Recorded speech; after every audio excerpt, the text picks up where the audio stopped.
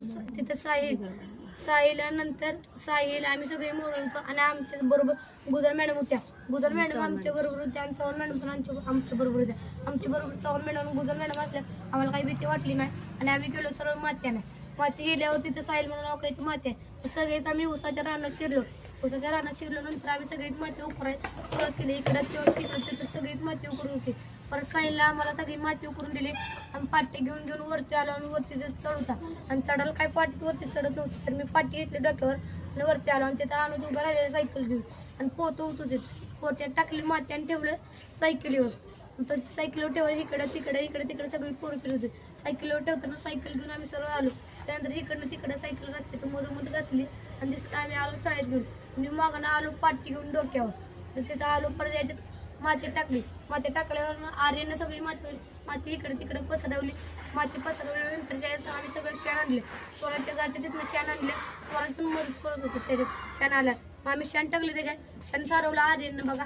आर्यनं शेण सारवल्यानंतर आम्ही त्याच्यात टाकली माती आणि जय आणि मी परत गेलो गांडूळा नाही. गांडूळानं गेलं तर पहिल्यांदा आम्ही एक दगड काढला. त्या दगडाखाली 4-5 गांडूळ होती. मग तिथं उकारली 4-5 गांडूळ काढल्यानंतर पुढं गांडूळ करत निघालो. परत तिथनं आलो आम्ही गांडूळ घेऊ. गांडूळ आल्यानंतर गुजर मॅडम दाखवलं. गुजर मॅडम म्हणल्या छान आणि चव्हाण मॅडम पण म्हणल्या छान. तिथं गेलो आम्ही गांडूळाला पाणी आणाय. पण नळाला बघतो तर नळाला पाणीच नव्हतं. बाथरूममध्ये गेलो. बाथरूममध्ये पाणी होतं. मग तिथलं घेतलं हात बीत धुतलं गांडूळाला पाणी टाकलं. तर तिथं पोरं आम्ही बघितलं तर गांडूळ धरतो. मग त्यांना म्हणलं चला सगळ्यांनी मॅडमांना बोलवलं.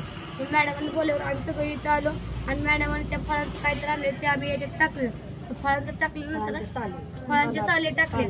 फळांचं पाला साली टाकल्या. त्यात टाकल्यानंतर आम्ही आता गांडूळ टाकतोय.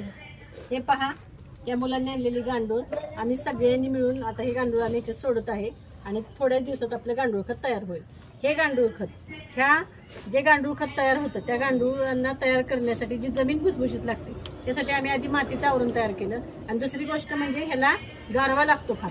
त्यामुळं आम्ही सावलीच्या ठिकाणी ही पेटी ठेवलेली आहे आणि त्याच्यामध्ये आम्ही गांडूळ खत तयार करत आहे. तर सगळ्या मुलांचं पण कौतुक आणि आता आम्ही जे गांडूळ तयार करत आहोत गांडूळ खत तयार करत आहोत त्याचा आमच्या शाळेच्या परसबागेसाठी याचा फार उपयोग होईल. त्यामुळे सगळ्या मुलांचं कौतुक.